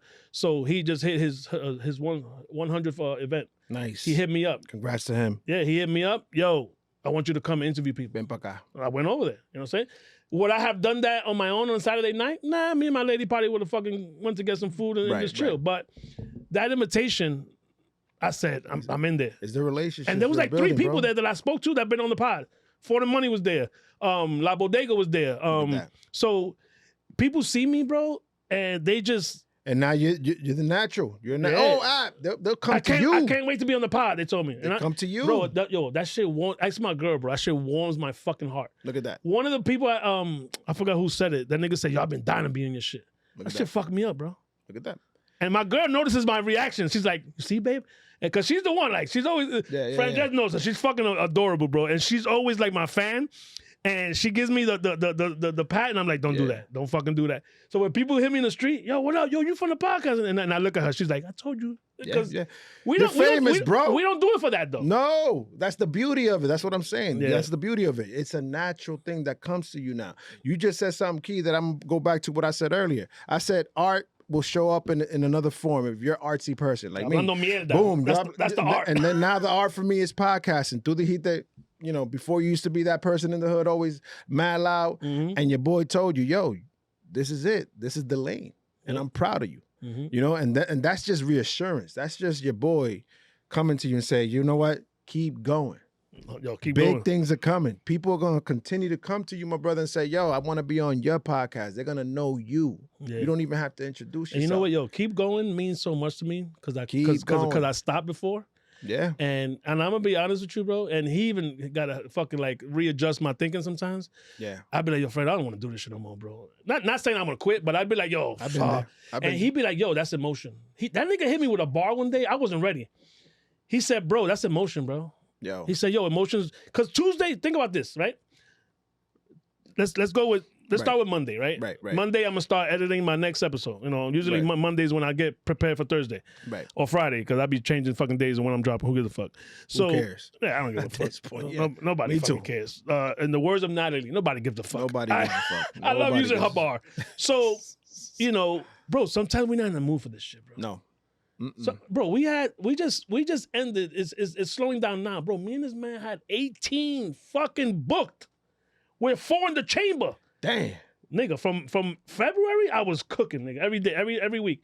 But like I said, summertime's coming. I don't want to bother people. Break. You want to go to Jones Beach, chill with your boy Santana. Beach, we're going to Santana. So we're gonna slow it down, but we're still gonna have things cooking. Right. We're still gonna cook, but I'm not gonna cook as much. But the point is, bro, keep going. When people say that to me now, bro, yeah, that shit moves me because. you don't know who you're affecting. You're making a difference. You gotta if you still gotta start from the beginning all over again, bro. I already walked away before, right? And I needed that. It's fine. But you just said something way before. Right. If you got to take a break, but don't give up. Don't give up. Listen, you're at the point right now where you could take a break easily and pick up exactly with the same energy, same style. You already have it locked in. And you already have the experience of walking away. Not a year, though. But think about it. Even that year that you took off. Yeah. And you came right back. You know that you could take a year off now and come right back next year because you got it, bro. Yeah. The thing is that now it's a little bit different. You're choosing when to take a break now. Before, it was like, let's put content. Yeah. Now, the tables have reversed for you. For me, I have the same experience. Sometimes I tell my sister, yo, I don't want to do this no more. And it's a lot. But, it's that pat on the back. It's like, yeah, you got something special. And then the next episode will come and it'll be impactful. And they're like, yo, this is every time I'm back here, it's like, emotion will be up here. It's like, you're like, wow, this, like, your heart tells you it, bro. You got passion for this. You can't let it go. It's a part of you already. Yeah. You need to take a break. You need to slow down. Cool. But you're not going to stop. Nah. You're going to continue. And I now I see it. Frank Jazz is what is to you what AC Shots is to me sometimes. Well, my family, my wife, my sister, my niece, they're always like pouring into me, telling me, yo, you could do it. You got to move forward. You always need those solid voices around you. Positive. The positive, your girl, your mom, I'm sure. Yep. Like you need all of these people in different parts of the day or the conversation. Whenever you want to give up, somebody's right there to tell you no. That's emotion. No, you could do it. No. And you already know what taking a break does, but you don't want to really take a break that long now. No. You want to slow down. Slow down, yeah. But you want to continue doing this because now you're getting feedback from people you never thought you would get feedback from. Bro, now you're like people walking up to you. Bro, I want to be on your podcast, bro. You know what that means to me, bro? Picture that. Did you ever imagine that when you started this? No. Think about that, bro. Bro. Think about that. It happened yesterday, bro, and it was so crazy. It was pure. The motherfucker said, and we were just doing a quick interview. It was because when I do those events, I don't want to bother people. Right. I want to do I want to do 10 minutes like I did my friend Natalie's I did her event. Right. Same thing. I interviewed the vendors, what they sell. Right. 2 minutes. So I just need 2 minutes of your time. My mom let me at that real quick. Blah blah blah. So we setting up. And homeboy told me, yo, I've been dying to be in your shit. That shit. And I'm like, nah, see, now I got to have him on.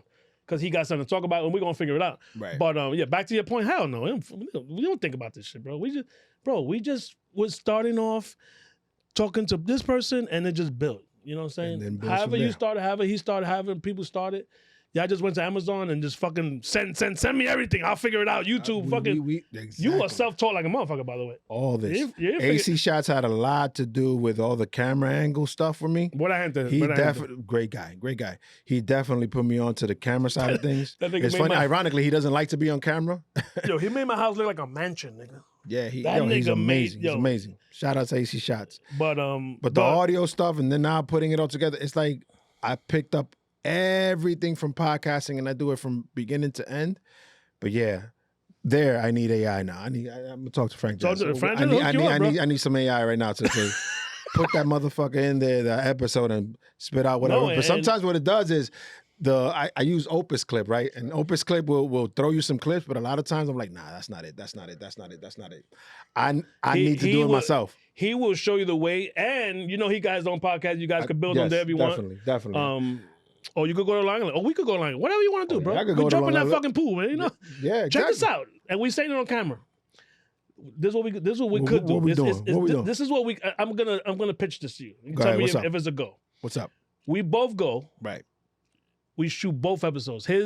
You interview him, then me, back to back. Bingo. That's it. I'm not even changing the shirt.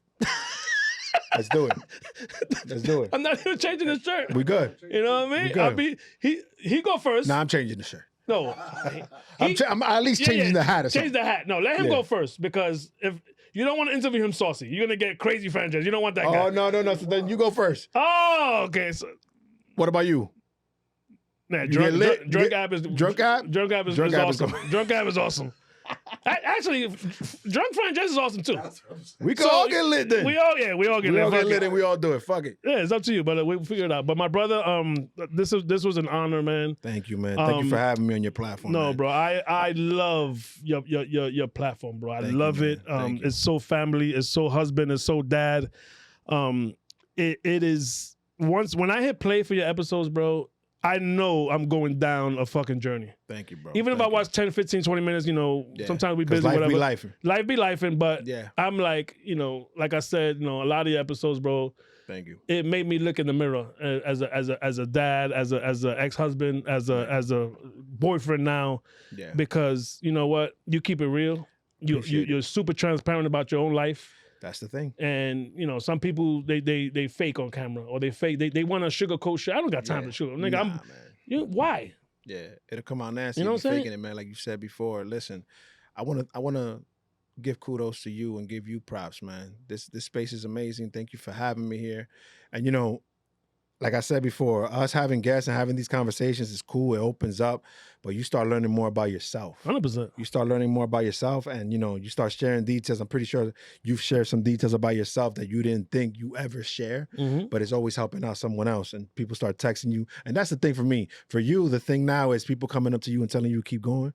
For me, is people just texting me or hitting me in the DM like, yeah, wow, this perspective really shifted my mindset on something that I'm currently going through, or I needed to hear this. Hell yeah. Or, wow, I didn't look at it that way. Thank you for sharing this. Like these things, these conversations are not only for yourself, are for others as well. And these platforms that we have, man, we're just growing and we're loving what we're doing, but it's always for somebody else. And thank you for sharing your space with me. We're going to do this the opposite way. You're going to come, y'all both are going to come to my crib. We're going to get lit. We're going to get lit. I'm telling you, I got a mama Juana the size of a baby. It's like he drinks. It's like 2 feet. Yeah, that you have to like he tilt. got some shit called pinga. What's that? It's the label on my mama Juana's called pinga. Oh, there you go. You see what I'm saying?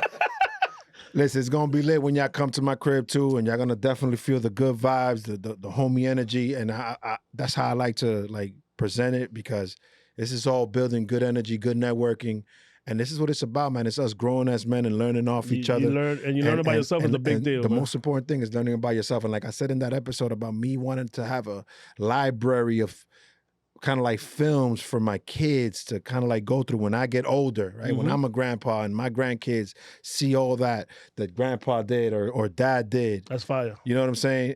I want to make sure that I was a stand-up guy. I want to be sure that I was transparent and sharing what I was going through, and show my kids and my grandkids that, it's okay to be vulnerable and transparent and share details, because if you don't open up with someone you feel comfortable with, and that person could be somebody you don't even know, like some of the guests that we have.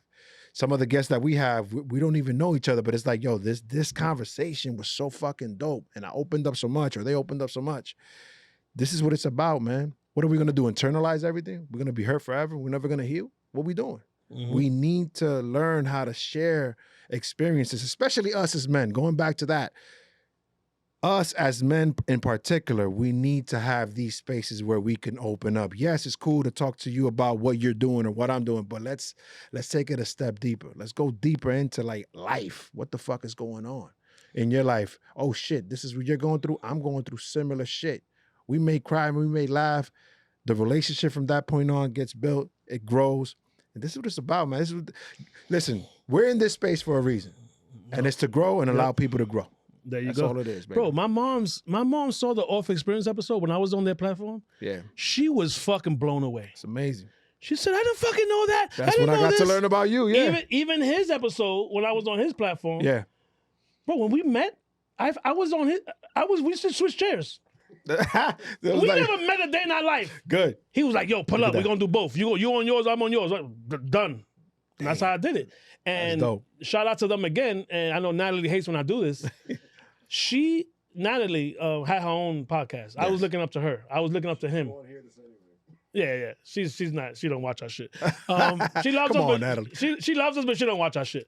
But hey, man, she's honest. I had when I interviewed the two people that I was looking up to in podcasting, bro, that shit fucked me up, nigga. I'm watching the episode like, wow, I was looking up to this guy, I was looking up to this girl, and bro, we never met a day in our life. We wouldn't have met, and we spoke about that with Kiara Luna. Yep, the universe, the spiritual, bro. If you on a path, the people are gonna be there with you.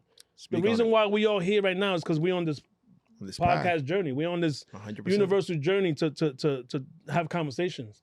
And now, bro, my mom that I grew up with all my life did not know certain things about me, and she's learning through conversations with other podcasts. You know what I'm saying? Look how special this moment is, right? Because even in our conversation, we could go down a list of things that people could pick from. Veterans could pick on, you know, how to deal with their emotions or their traumas. Even veterans that previous to being a veteran, and they were out here in these streets wilding out. Veteran. You see what I'm saying? So even the podcasting world could learn something from this. Dads could learn something from this. Us as hosts, we're learning something from each other off of this. It's a learning experience. It's a growing experience, my brother. And again, I'm grateful for you allowing me to be in your space talking to you. This is amazing, man. There's some people that I say, I'm talking to him. There's no fucking way. I got to get him. And back to the point of energy. When I hit you up, you welcome me. And this is, not it even was like phone. Instant. It was instant. It's instant. And it was the same thing with him. And the same thing. And if you know what, if for people out there with guests, with people that you want to network, if you don't feel it, bro, that is something telling you that person, and that is not even bad or good. It's don't do it. Speak on it. Don't do it because that shit is gonna be fake. It's not gonna be organic. You know, meeting this man, meeting you is part of the journey of what we're doing. Right, bro. We like 25 episodes in since I met him. Look at that. That's not by mistake. Amazing. You know what I'm saying? Amazing. And we talk every day. We laugh every day. No, bro, I would have never met this nigga. And I need him in my life because he's so fucking crazy. And the way he looks at shit is like, I'm like, you know what? You're right, but fuck that person. Yeah, exactly. No, some people, listen, like I say, in my house, you're gonna definitely feel the vibes. It's gonna be dope, man. I'm telling y'all, we're gonna get lit. Yeah, we in there. We're gonna get lit. We gotta set a date. July something. It's like you said, that inner discernment in you, that spiritual side of you tells you some people are not gonna be good in this space, right? Mm-hmm. And you could tell, and if that's how you're feeling as a host, then of course step away from sometimes that. You learn. You got once good the energy. Camera's rolling, it's too late. Now it's happening, and you're like, "Fuck, this is not gonna work out." And I look at that. You see that timer right there? I'm like, 41 minutes. Okay, cool. I'm looking. No. Yeah. So this is what I do when the wrapping up. But this was a good wrap up. Yeah. My brother, final thoughts, man. You know, just break it down. Listen, man. If you're a dad, if you're with your spouse, without your spouse, I don't care. Make sure you're there for them kids. Them kids need you, especially in these times. These kids need us, okay? That's the number one thing I'm going to say. If you're a parent, be a parent. Even if, like, you know, you're with or without your spouse, make sure you're there for them kids. If you're a content creator, stop worrying about the numbers. I could care less. They're going to come anyway. Shit, if you start paying attention to that, you start looking at how many people you've gained in the day, depressed. how many people you lost in the day, you're going to be depressed. This is not for that. You were put in this space as a content creator to create, give life, give spiritual discernments to other, energy to others. This is not about the numbers. If you are in the military, stay safe. You know, shout out to all the veterans. I love you all. And my brother, thank you for having me. I'm going to end it with that. Peace. Your platforms, real quick. Oh, shit. I almost forgot. I could care less, right? The Dad's Group Chat Podcast everywhere. That's how I'm going to say it right now. I'm not going to even go down the TikTok. It's the same. The Dad's Group Chat Podcast, YouTube, TikTok, Instagram, wherever you're going to follow.